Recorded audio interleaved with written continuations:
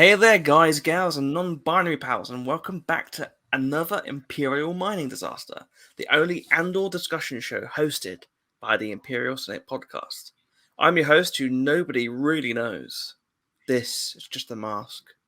Charlie Ashby, and I'm joined by our favourite antique dealer / secret guerrilla leader, Claire Stribling. Pew, pew, pew, pew.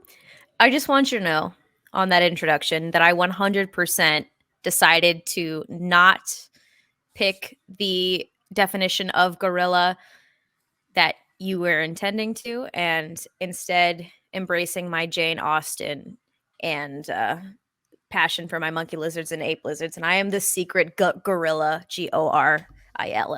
leader. Me. I thank you. That was a very long-winded joke. You said Jane Austen. Did I really? Yeah. I was like, where's this going? Like, what book? Have I missed a book? Here's my follow-up. I'm really tired, guys. I'm so bless sorry. ya. If today is a hot mess, it's been a long couple weeks and I am sleepy. So Yeah, if you can probably not tell by the fact that we've pretty much not been here for a little while, Claire's been working really super hard, getting loads of edits done and videos, so we're a little bit behind, but it's because we've been working really hard. I had surgery, so I've been out and recovering. I've been working really hard as well. We just haven't had the time or the energy to get on this, so, deal with it. Frankly. I was gonna say please forgive us, but yeah, deal with it. Yeah. I mean, what do you want us to do? Work harder? Not in this economy.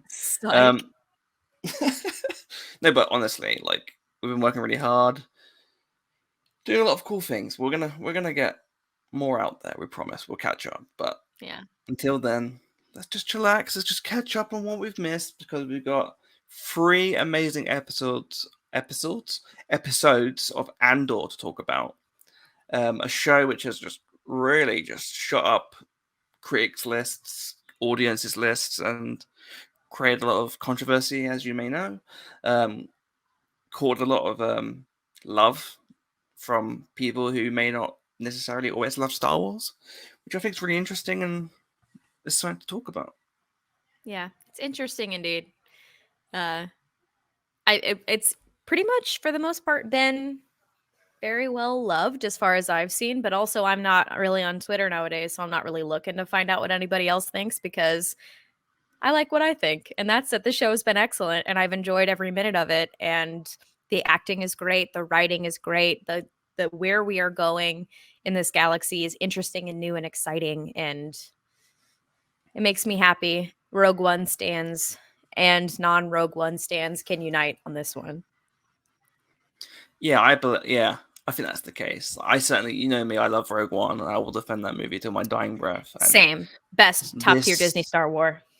This is just, really pushed that open for me. Like, get to explore different aspects and iterations of these people that we've met, but don't entirely know everything about them. And seeing just the galaxy at this time period has been so fascinating. And quite frankly, this is a very sort of interesting show for Star Wars and for Disney Plus, because they've gone further than I think I expected them to go with, like, the politics of it all. Not that Star Wars isn't political, because it's always been political, but it's very, very sharp and very, I think it's, again, like Rogue One is at the right time, to be honest, but perhaps whereas Rogue One was a bit more polished and shiny in a way, like, 2016 Brexit happened, Trump happened, so it was nice to have that at the end of that year. But I feel like what we've been through since, it's nice to have a show that doesn't necessarily want to, like, sheen up a little bit of the story. Like, it's showing you the truth of it all, and I think that's necessary. And it's funny because, like, a lot of the people I know or have seen on the internet who are like, keep your politics out of my Star Wars. This is the most politically geared. That too. But they're the most, they're also excited about this show, which I feel like has a lot of political content in it, which is very interesting. Very interesting. Hmm. And I Hmm. think that really goes to the what Tony Gilroy was actually saying, because I saw obviously a lot of debate about his comments about how he wasn't really interested in Star Wars fans like just joining in the writing crew and just you know being overly excited about it being Star Wars. The fundamental truth of it is that the story had to come first, and it's not like the other Star Wars stories don't do that. It's just that I feel like there's more than ever you can just replace like the real world word for what this is happening with a Star Wars phrase, and it generally looks more accurate.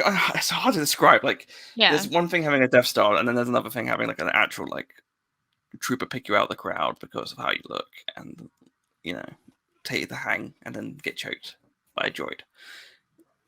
That's something that people see every day, and Mm-hmm. it's fucked. Little bit. Little bit. It's it's a little fucked. But I think, yeah, like I don't know, like I guess that sometimes we can be too in our own minds about these sort of things and get really excited about the minutiae of stuff that we could involve. But telling these stories and then fleshing them out a little bit with what is there with the Star Wars elements has been really fun to watch unfold. And George did it a lot. The prequels. I feel like um, they weren't that polished in terms of like they were pretty on the nose with what they were trying to say. Yeah. Um, and people say simplistic by like sometimes you need a bit of simplistic just to be like, look, these guys are called stormtroopers, they're bad, okay? Because sometimes that goes over people's heads, and I just really enjoyed seeing a bit more complexity to these characters. The whole Mon Mothma arc, which I originally thought might just be a little bit of a B-side story that we won't get to delve too much into, but it'd be like a nice fleshing out of the character, is arguably like some of the best bits of the show. It's just really fascinating to see that performance, especially in the Yeah. episode recently of the whole pie scene. There is so much tension throughout every single scene that Mon Mothma is in. And I love it. I didn't expect that we'd spend this much time with her either, but I mean, it is true. The the danger that she puts herself in by being a ringleader for something which, by the time we meet her, the rebellion has succeeded, and according to the movies, when we meet her in Return of the Jedi, the rebellion has had some victories under their belt. The rebellion has found a unified cause and blown up a Death Star, and but you didn't see up to that point the the walking on eggshells, the danger of being found out even within her own home, Mm-hmm. the oppressive Chandrillan culture where she got married at 15 years old to this annoying dude. And it's fascinating. It really is fascinating to see. Yeah, every single moment she's in danger. She's right up next to the fire. Is she gonna get burned? Obviously, we know she doesn't, but it's fascinating. Yeah, and it's funny you brought up about the Chandrilan sort of the patriarchal society that's there, Ick. and isn't it lovely? Like, she's on the highest level of the most beautiful building in the capital city of the galaxy, and arguably it's like one of the most oppressive places in terms of like Yeah. like she doesn't really love this person. She has a complicated relationship with her family. She's literally you know involved in stuff that will get her killed. Yeah. And I again, very interesting, very just yeah, more exploration of that character, because she hasn't really been able to have a voice outwardly, and that's what I found really fascinating about the mask, because not only is she hiding herself in terms of like having to marry this guy, which is very much like if you were forced to marry your first boyfriend Fuck at that. school. Could you imagine? I hope you're not listening because you know who you are, and fuck that. And you're not only that, you're forced to have the kid of theirs, and they backchat you. No. No. They side of Mm-mm. yeah, Hard space pass. douche. Hard pass. They invite fucking Himmler around your house. No. But yeah, Ugh. like not only is that in terms of she's wearing a mask there, but also the mask of having to, she always has to be that bitch in quotation marks. Like she has to be the stern voice who has to hold these people back a little bit because like we see with Saw and Rebels, they've both got a point. It's just how you go about it. It's not like Mon Mothma is necessarily always wrong, and you do have to take action. But like you were saying, like even to the point of Rogue One, she can't take action. No. The Alliance are basically together, but these are like a few days before A New Hope, and they can't even agree to take action against the Death Star. That's pretty stressful. Yeah. Absolutely. And it just goes to show that, like, how delicate this situation is right up until our space heroes show up, and she continues to have to walk that delicate little tightrope for a long time. But it's hard to build a rebellion secretly when you need powerful allies. And in order to get those powerful allies, you put your head on the chopping block every single time. And yeah, it's fascinating to and terrifying. Like, she can't do it without other powerful people. And yeah, anyway, I love that has been one of the most fascinating parts for me. Absolutely. Love her, Queen. Yeah, absolutely. But let's talk about Andor because obviously he's the main character of the show, and he's the one we've been exploring most of all.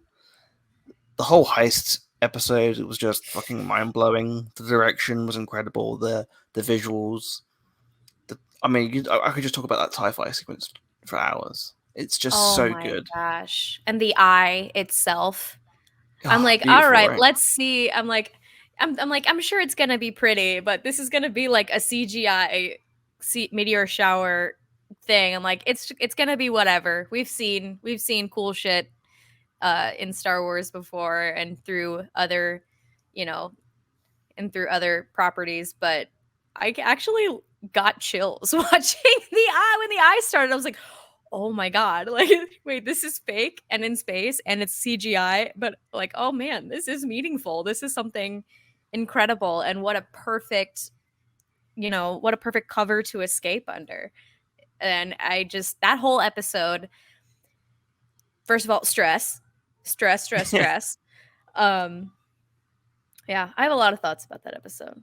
A lot of thoughts, feelings. Yeah, and I'm sure we'll go back. I think what we'll do is we'll go back retroactively and go through all of these again. Hopefully with Nikki, so we can have a deeper conversation. I'm going to try and condense as much thoughts as we can in this episode. Yeah. But yeah, that episode was just fucking ridiculous and amazing. And yeah, I just had again, one thing that got under my skin, though, I will say. Oh, and I feel like this may not be criticism. my I feel like this may not be my place to comment on, and I hope this doesn't come across as slightly insensitive in my phrasing of it. But when it comes to when it came to our losses, when it came to our losses within the team, why are we playing by old racist stereotypes from horror movies? Why? Oh, okay. Why do the first two people we lose have to be the men of color, particularly the black men? That hit me wrong. It hit me in an uncomfortable spot, and I'm like, we didn't develop one of these men who seemed to be very interesting and I wanted to know more about because he was also a stormtrooper. And I'm like, oh, okay. I've seen horror movies from the 90s. Okay. I get um, yeah. yeah. But still, there were gonna be a lot of losses, but that didn't sit completely right with me. But the rest of it, wow. Was wow. Wow, wow, wow, wow. Yeah, I didn't even really think about that, to be honest. I feel like obviously I think they've done a good job with the diverse cast Absolutely. as Yeah. is, but again, like it's gonna take a while for some of those, even if they're not intentional. I think we're so used to those like stereotypes that it's hard to ignore. Yeah, it is. Unless you're me, and apparently I just didn't notice it. Yeah. But But that's the yeah, like thing is that I don't know. I feel like if you're not looking for it, it's easy to miss. Um and I was sitting there thinking like, "Oh my god, who is going first? Who's not making out of this alive?" And having that mentality looking for it. I was like, "Oh, I see a pattern here." you know. I have an interesting question for you because this is one that I saw being talked about on Twitter a lot under the guise of like, well, it's obvious, and I didn't even it didn't even click to me. And maybe I like to think maybe this shows that actually deep down maybe I'm just an optimist. But the family, right? Mhm. Yeah. Well, do you think she killed them? Oh. Because the assumption apparently is that that is obviously what happened. Oh, I didn't get that impression. Maybe I'm very naive and maybe I'm very optimistic, but that's what people are saying. Well, obviously she killed them. I don't know. Shit. It's hard because like how did she get out and escape without anybody being able to sound an alarm? Yeah. I kind of I that wasn't where my brain went either. You and I might just be like naive, happy-go-lucky individuals, which I actually wouldn't usually identify us as that, but No. yeah, I think people on the internet may have a point there. I wish they didn't. Cuz that wife and that little boy seemed sick of all of the shit. Also, I'm double Sweet. angry because that little boy is a fucking badass. If you've watched House of the Dragon, Wait a minute. Who was that little boy? he's the little fucker who tries to marry Rhaenyra or like offers his What? marriage, hand of marriage, and What? then the other dude is like, King. whatever. Oh, The little king shit right there. Wait, really? yeah, that's You're him. joking.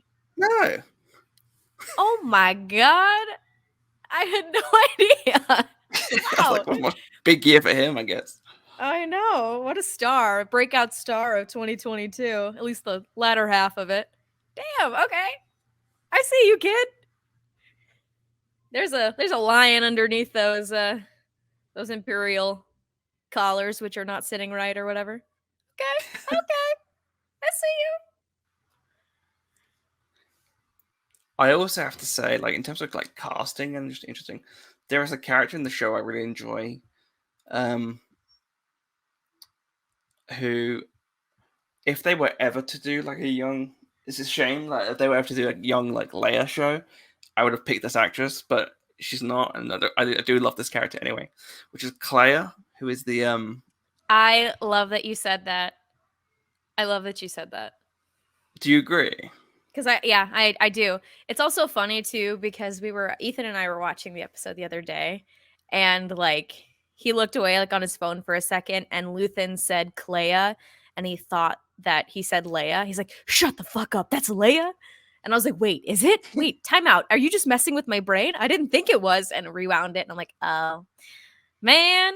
And then we were like, "Wait, we see it though. We totally yeah. I could yeah. Yeah. Yeah. I mean, she might just be a white brunette person. I genuinely Honestly, think she looks like Carrie. That, I but see it. I think she's a really fascinating character, and I feel like again, I'm really intrigued by the class representation on Star Wars, like, and particularly in this story, because it's just fascinating. Like, I like the idea of like the rebellion isn't necessarily pushed down by class. You can have like high ranking or like people like Mon Mothma who are they're well to do, but they're more conscious. You know, they have to fight for this thing. Like they could have been survived and got away with it, but But then you got the people like Andor and who have been trod upon, and it's that different layered structure which I find really intriguing, and I hope to see a bit more of that explored in terms of the rebellion, and maybe that nothing's not clear cut because you do see like these ex-Imperials join in who are middle class and still consider themselves to be better than some of the people that they're commanding, even if they're rebellion.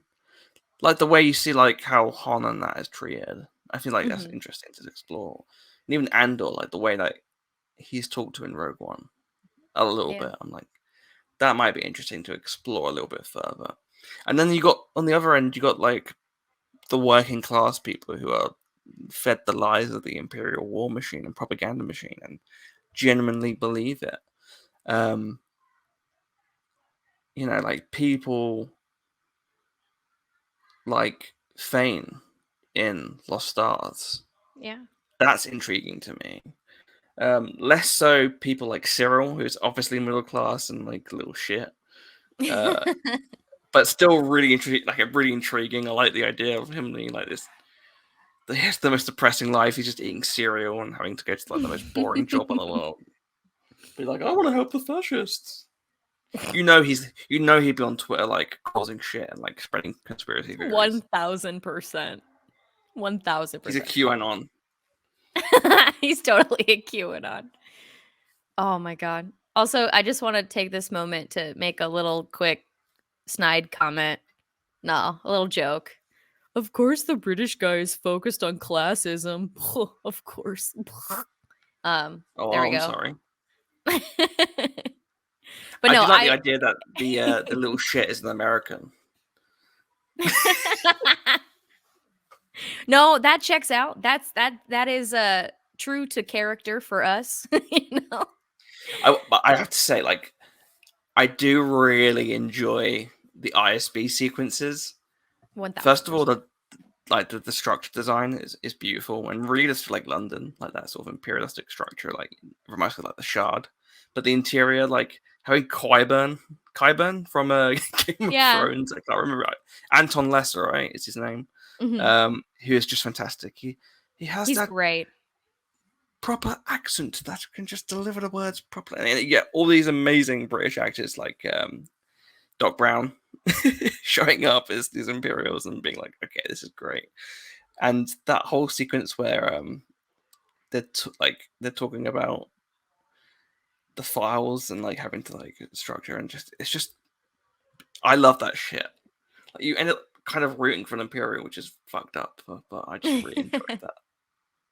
No, I do too. I'm fascinated with the whole ISB storyline in general, and Deidre, and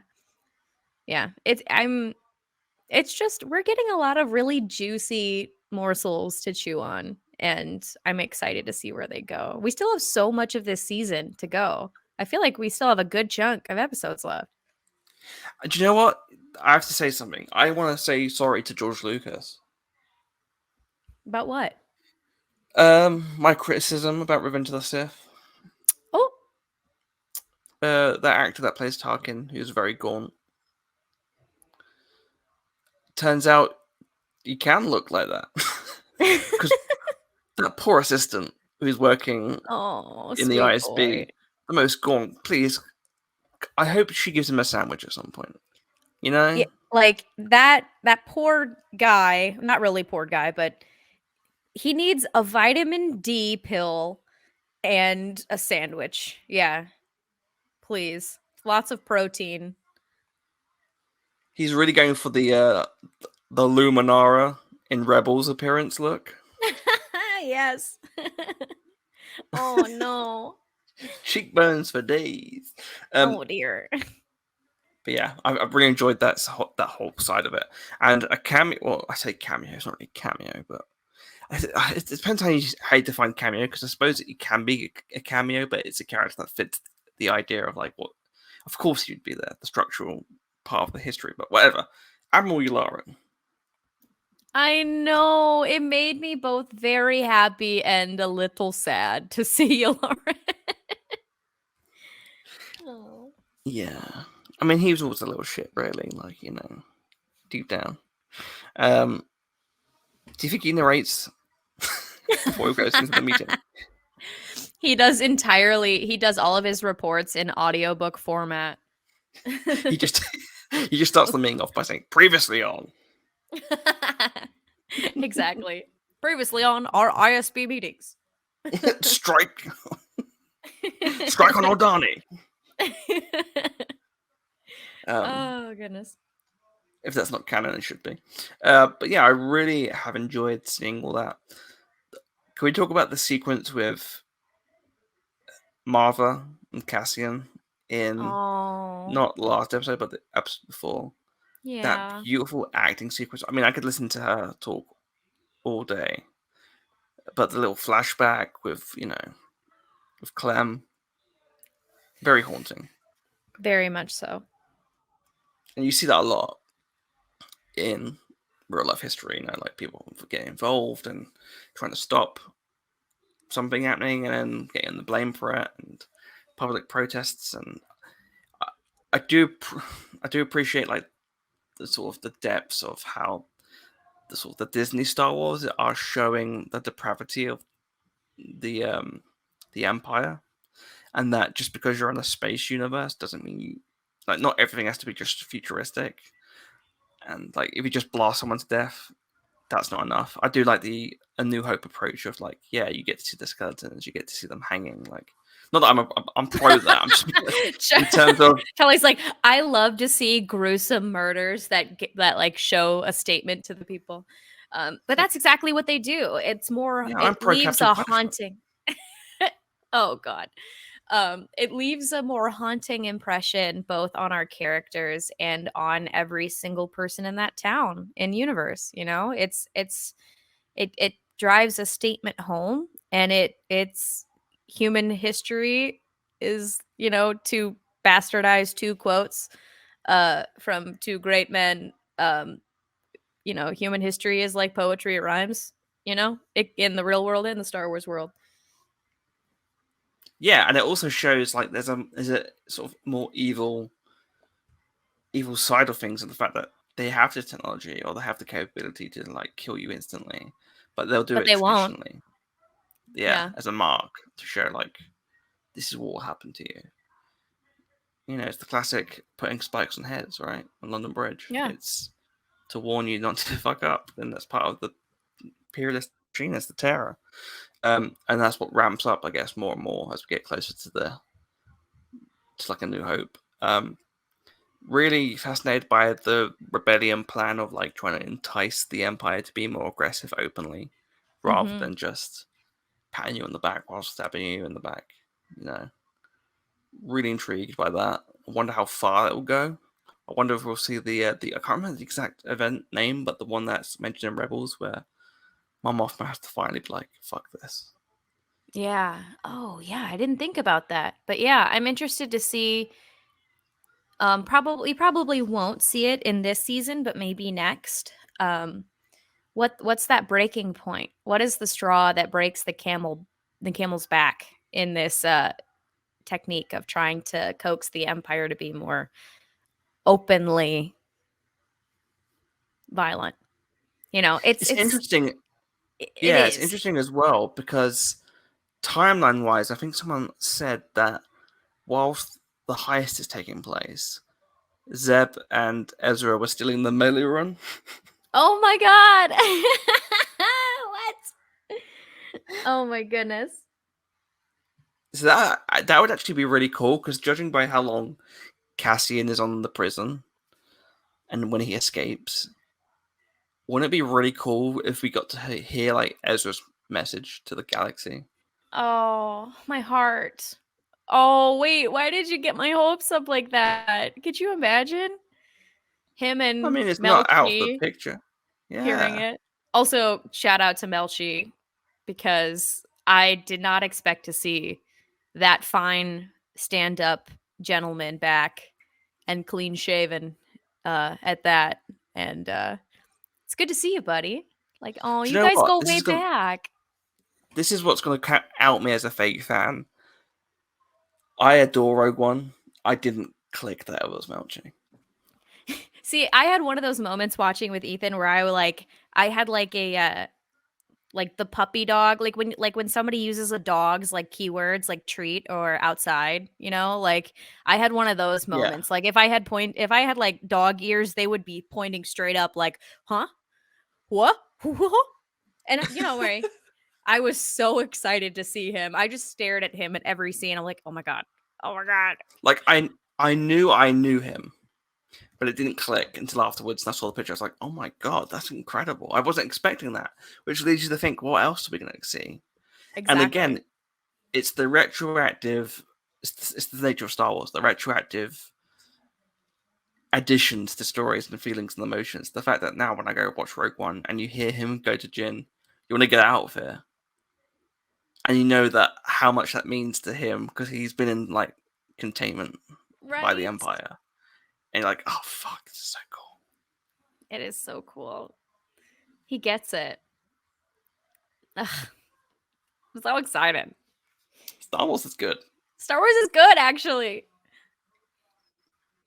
I feel like, yeah, I know we're just like ramming through this, but it's like, just this show is so good. It is so good. And like in that similar vein, if we're talking about the prison and we're talking about people that I didn't personally expect to see, Andy freaking Serkis. Did you know he was going to be in this show? Did you know? I didn't know. No. I'm like, what the hell is Snoke doing here? Like, what? And not only is he like showing up, he's been given the food, he's eaten all the food, he's had seconds, and he's licking the plate. He's absolutely devouring every second. It's incredible. Every bit. Oh my goodness gracious. Also, can we talk about the fact that it's funny that, we talk about George Lucas's influence on Star Wars and different creators and how Tony Gilroy was not necessarily going into this with that sort of mindset. But then we get like the most George Lucas episode ever. Like it's absolutely THX 1138. 1000%. Yeah. Oh my God. Thank you for saying that. Yes, that's exactly it. Like everybody in their matching jumpsuit, putting stuff together, and yeah, fucking the white. Now we're gonna escape. Exactly. Yeah. Oh my goodness. Yeah, just the design, everything looks incredible. Everything about this last episode was pretty crazy. It's one like slow burn. The whole scene with Saw was just, I could watch a whole episode of just them talking. Oh yeah. Oh my God. Yes. I feel like I have these. I feel like I've had a lot of conversations like that with some people who are on the internet, which is why I don't have these conversations too often anymore. We're all agreeing here. We're all agreeing, but we're not agreeing on how. That conversation that he had with Saw was like, we all want the same outcome. We're all working towards the same conclusion, but can we find a way to compromise and be in the middle here and work together? No. My way or highway. And my way involves a lot of thermal detonators, and I will not buy them from you, my friend, if you're going to try and make me work with that guy. It's interesting. It is interesting. And I hope we do get, again, see more of that. It'd be interesting to see characters like maybe like General Maydeen. Yeah. That'd be cool to have that, introduce that character, see how he develops and how he disagrees with certain characters. Just more exploration on that side of things would be really cool.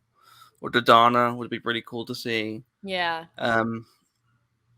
Yeah, I'm really excited to see what this, because there's so many possibilities that this story can bring, and I know for a fact that it won't waste them. Like everything will be just like, again, just seeing Saw talk about things, a whole episode worth. I could watch it. I wouldn't feel shortchanged 1 second. It's just so fascinating, and it's the same with the Tales of the Jedi. Really, like even though they're very small snippets, I don't necessarily need a whole exploration of those characters. That just those little snippets of a story. It's very enticing and very intriguing, and I just love that we get in these with Star Wars. You know, we could say, oh yeah, make a Mon Mothma show, but actually having Andor, this character that you wouldn't be really necessarily expect to have his own spin-off, provides such an amazing delve into all these characters. And it's the same with Tales of the Jedi. Like, it's one for Ahsoka, which might accidentally bridge more into Rex's mind, or another character's mind, or another character's mind. And I find that really fascinating. And I love it when stories don't necessarily give you all the details. They give you enough to sort of expand in your own mind and think about it for a little while. And that's cool. That's cool. That's pretty cool. That's really neat. That's our has there been any very serious analysis. That's neat. It's all been neat. Yeah. pretty cool. Has there been any specific scene or moment in the last 3 episodes that just made you just want to speak about right now before we sort of conclude this episode? Oh my god, I feel like there's a lot. There's so much here. The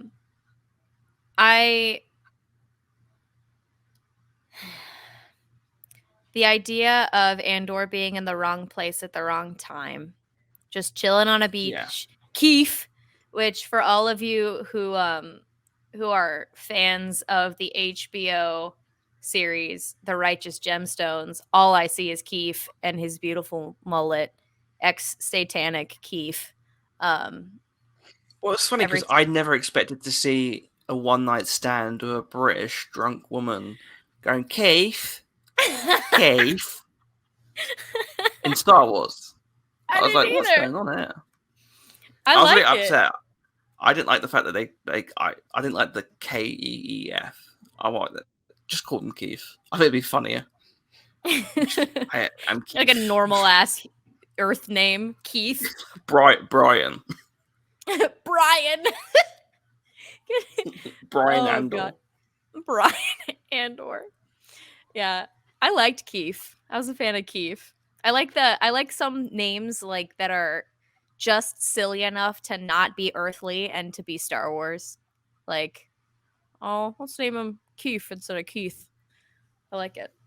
I was a fan. I mean, obviously, I'm being hypocritical because Luke is obviously a very just human name. Yeah. But I don't know, Luke sounds cooler than Keith. No offense to any Keiths listening. I'm going to tell all the Keiths I know. All the Keiths. How many Keiths do you know? I know literally 0. Oh. Wait, did you say Keith or Keith? See, this is why it doesn't matter. The same I'll tell thing. either of them. Oh, no. But I really loved it. The whole, like, the tension from the entire prison sequence and the lights on the floor and somebody frying themselves in the middle of the night. That was rough. That was rough. The stormtroopers in their rubber boots. And yeah, that was one it was thing intense. actually that was one thing actually that someone brought up. Our good friend Chris brought up that maybe they should have been like a warning beforehand in this episode. Yeah, there was no content warning. No, like, because contextually it is suicide.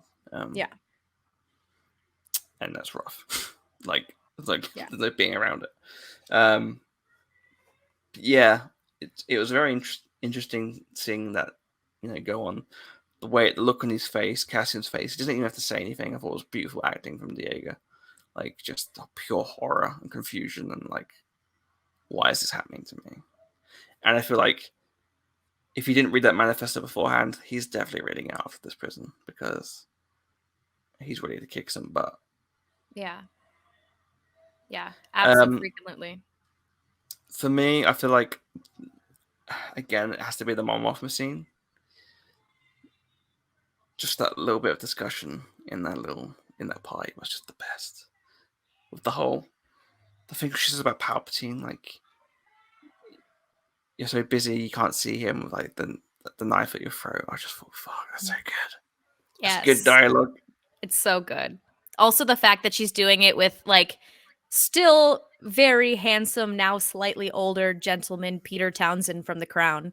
Like, I was like, Yeah, that actor's oh, in the everything. casting. Oh, the casting. I loved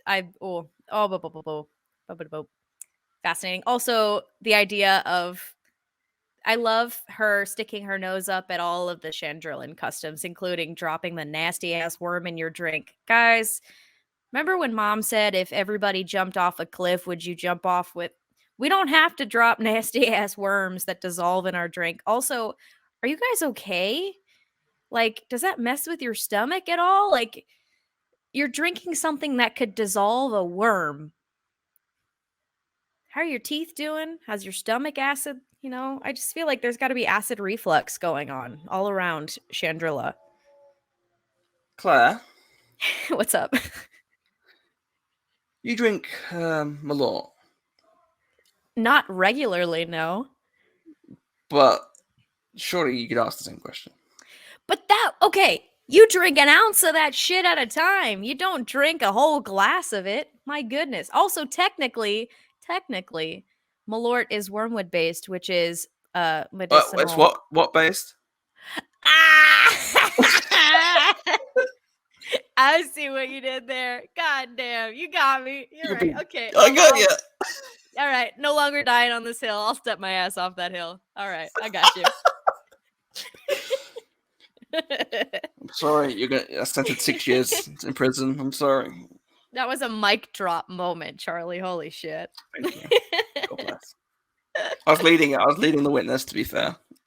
To be fair, you were. Oh my goodness. Amazing. But no, yeah, I agree. Gross drink. Gross. Nasty. Not all traditions are good traditions. And I used to think of Chandrilla as like this utopian Alderaan like paradise. Yeah, I it kind of rocked my shit a little bit. This series has its expectations and reality seem to not be in line here. It's the Shelbyville of Alderaan. Yeah, it is. Yeah, you're right. Maybe that makes a lot of sense in terms of the New Republic in the new canon. Yeah. You know, this is the place where Mon Mothma gets like Imperial douchebag to be her secretary. Maybe not the best, but no. But yeah, really interesting, really intriguing what they've done with the show. Very excited to see what they go next. Like we said, we saw Melching. We see other Rogue One characters potentially being that little block. Very intrigued to see what they're doing with Bix, and you know. Oh, I'm so worried about her. Me too. I feel like, hopefully, you know, I know that they're on a mission to kill Cassian, but hopefully we see a little team up between those three characters. Which was, and you know what's really interesting, and goes back into the whole class comment. Bringing it back to the class system. Classic Brit. All right, continue. Do you mind? No. There's nothing wrong with talking about class, okay? Hang on, bear with me.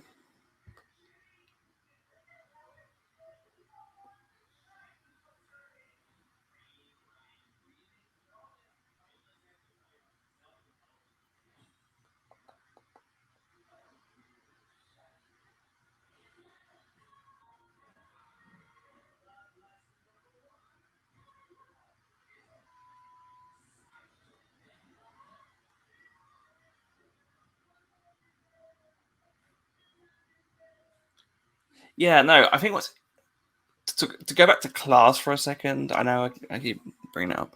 The character Vel, there was a really pointed jab at her this week, which I thought was really interesting, which is the whole rich girl who ran away. Yes. Very intrigued by what that means and where that goes. It's the classic common people you know, um, fascinated by that, and fascinated by because I thought, oh, when she's dressed up to meet on Coruscant, she looks very fancy. Like it just if that's just for disguise, it was very intriguing. But it seems like that maybe that's how she's usually seen. Yeah. Very, very interesting.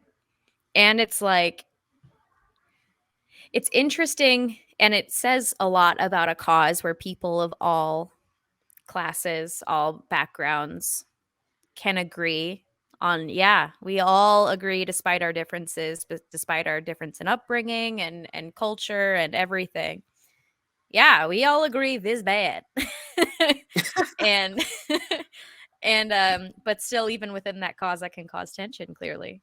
Um yeah, I just they're Tony, my guy Tony, writing some interesting Tony, human beings and aliens. This guy understands people and our complex creatures and the dynamics between humans and it's pretty interesting. It's pretty interesting. That's my really intelligent analysis of what's going on. I cannot wait. Basically, I can't wait to learn more about everybody, but that little nugget of information was very, very interesting. I Especially am very considering what we know about Cinta as well, you know. yes. It's very interesting to see like those two characters and how the cause comes between them as well. Mhm. Very intrigued. Also, shout out to one of the gayest transitions I've ever seen in Star Wars before. I thought it was pretty cool. What? There's like a really cool transition in the episode, which is like it's like Cinta's face staring out the window, and it like cuts, or it could be other way around where it's Vale's face and it cuts to like an overlay of Cinta looking through the window pane. I thought it was pretty cool. Oh my god, yes. Gay. That's right. just in case you didn't realize, I it's love there. it. I love it. Suck it. Yeah. Anything else to add for this episode? God, it's hard because there is so much to these last several episodes, but shit. I mean, it's just been a wild ride, a wild ride, and yeah, yeah. I just can't. Yeah, I don't think I have too much else to add other than I'm enjoying it, and I can't wait to see what happens for these last several episodes. Like, last four, Believe so. four, Yeah. yeah. Yeah, I don't know what to expect, and I'm very excited, and I'm glad. Just I've heard that it just doesn't slow down, so I'm very excited. Put that foot on the gas and run me over, team. I'm ready for it. Please kill us. Please flatten me.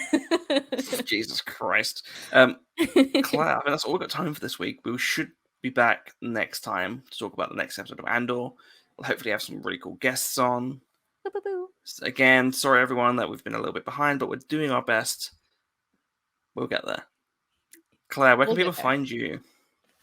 Well, you can follow me on Twitter, Instagram, and TikTok at cstribs. You won't catch me doing much on Twitter other than retweeting when new episodes are out and stuff like that. Most of the stuff that I'm up to is on my Instagram and TikTok, but also be sure to check out Shootin' the Poodoo every Sunday night, US, every Sunday night, 9 p.m. Eastern Time.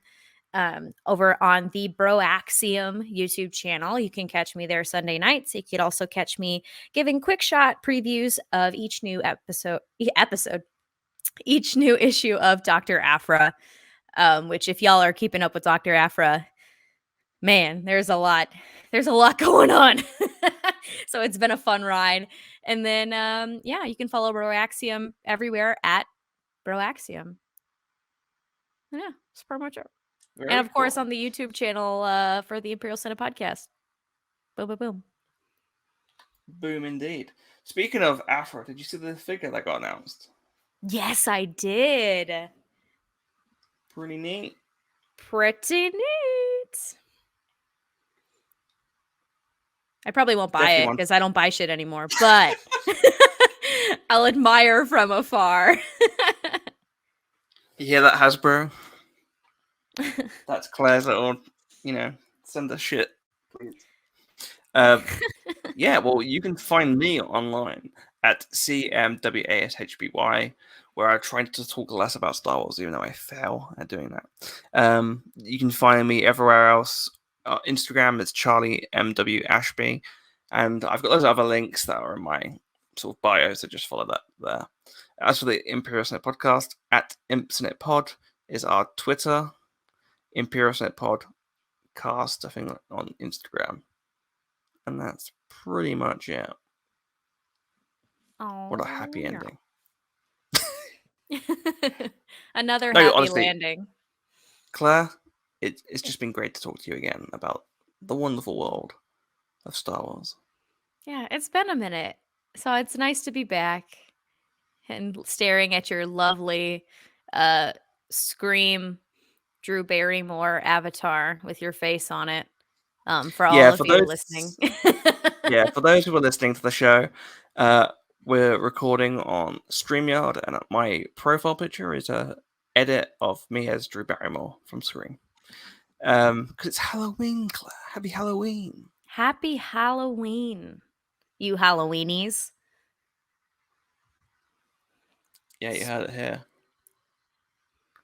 Spooky, Spooks. spooky. Spooky indeed. Yeah, we'll be back next time. Thank you for watching or listening. See ya. Bye.